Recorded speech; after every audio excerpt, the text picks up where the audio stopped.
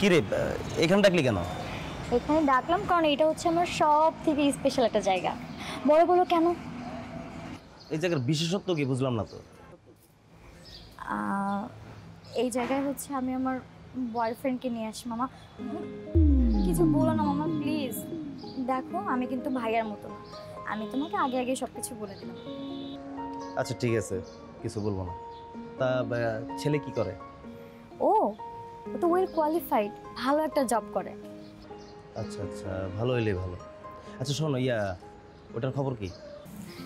ওর অবস্থা তো একেবারেই খারাপ মামা। তুমি যে জামাল গটিটা আমাকে দিয়েছিলে না, ওইটা আমি পায়েসের সাথে মিশিয়ে খাওয়িয়ে দিয়েছি। আর সারা রাত বাথরুমে যাচ্ছে আর আসছে, যাচ্ছে আর আসছে। আচ্ছা তাহলে এক কাজ করো, চলো একটু যাই দেখি। আরে রে কই যাও, যাওয়া লাগবে না, ব্যাটারির অবস্থা এমনিই খারাপ। বরং তুমি আর আমি মিলে নেক্সট প্ল্যানিং করি কিভাবে ওকে সাহায্য করা।